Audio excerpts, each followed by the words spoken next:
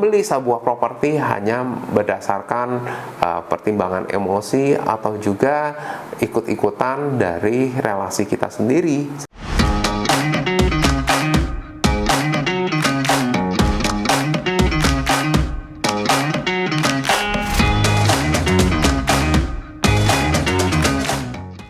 Halo teman-teman The Martians, kembali lagi bersama saya Willy Steven di channel Deal with Willy. Pada kesempatan kali ini saya akan share pengalaman saya sendiri.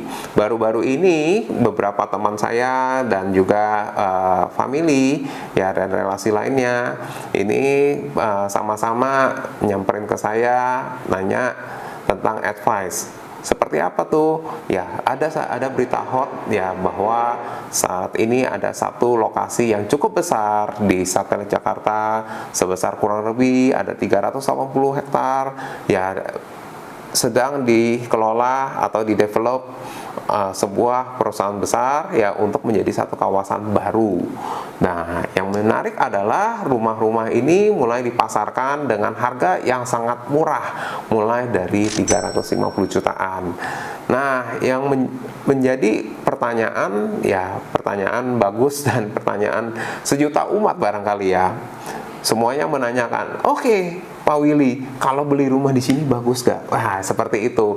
Pertanyaan sederhana, tapi jawabannya tentu saja tidak akan sederhana. Ya, karena sekali lagi membeli rumah merupakan satu hal yang memerlukan keputusan yang cukup panjang sehingga kalian semua, kita semua tidak salah mengambil langkah untuk melakukan pembelian properti. Saya share setidaknya ada 5 pemikiran yang menjadi dasar saya untuk membeli sebuah properti, terutama properti primary yang dibangun oleh developer, terutama developer cukup besar. Pertama adalah harga properti itu naik, tapi kita harus memperhatikan dulu indikator dan future development-nya. Nah, kita harus cek seberapa besar proyeknya, seberapa besar juga pengembangan ke depannya dari proyek yang ada di dalam naungan developer tersebut. Berapa banyak sekolah-sekolah, rumah sakit, kemudian juga kita juga harus perhatikan berapa banyak pusat pembelanjaan seperti mall, mungkin entertainment dan lainnya yang ada di lokasi tersebut. Selain itu tentu saja kalian juga harus perhatikan lokasi-lokasi yang ada di luaran dari proyek tersebut. Seberapa besar juga akses transportasi atau akses tol yang masuk ke dalam, keluar masuk ke dalam lokasi tersebut. Nah, itu semua hal yang harus dipertimbangkan dan harus kalian ketahui apakah hal-hal tersebut ditunjang oleh pengembang dari lokasi tersebut. Nah, kemudian pertimbangan yang kedua adalah yaitu supply dan demand. Pelajari juga bahwa dengan besarnya satu proyek itu akan membuat begitu banyaknya rumah yang diproduksi di lokasi tersebut. Nah, pertanyaannya adalah seberapa besar permintaan atau jumlah penghuni yang ada di daerah tersebut. Nah, kalian bisa juga perhatikan apakah lebih banyak orang yang beli rumah tersebut karena ingin tinggal di daerah tersebut atau hanya sekedar investasi. Karena kalau jumlah pembeli di lokasi tersebut kebanyakan adalah investor, maka kalian harus perhatikan juga seberapa besar kemungkinan kalian untuk bisa menjual properti tersebut di kemudian hari.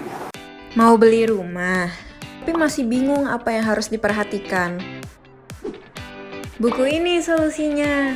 Dapatkan segera karena edisi terbatas. Link pembelian tersedia di kolom deskripsi. Oke, kita masuk ke pertimbangan yang nomor 3, yaitu adalah track record developer. Nah, kalian harus cek lagi siapa developer dari proyek tersebut. Nah, bagaimana track recordnya selama ini? Apakah konsumen-konsumennya puas? Apakah konsumen-konsumennya mendapatkan sesuai apa yang ada dengan penawaran di awalnya?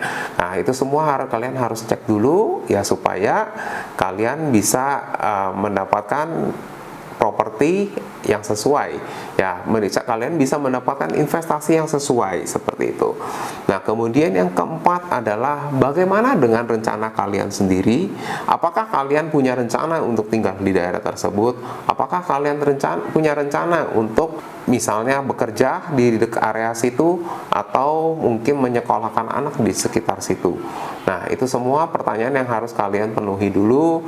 Jadi jangan sampai salah mengambil langkah karena kita membeli sebuah properti hanya berdasarkan pertimbangan emosi atau juga ikut-ikutan dari relasi kita sendiri seperti itu.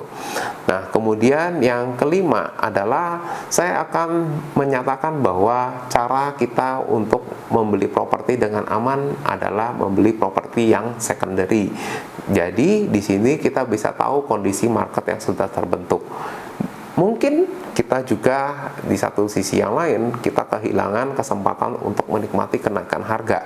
Tapi tentu saja kenaikan harga itu baru kita dapatkan ketika pertumbuhan properti itu dijalankan sesuai dengan rencana yang ditawarkan oleh perusahaan developer.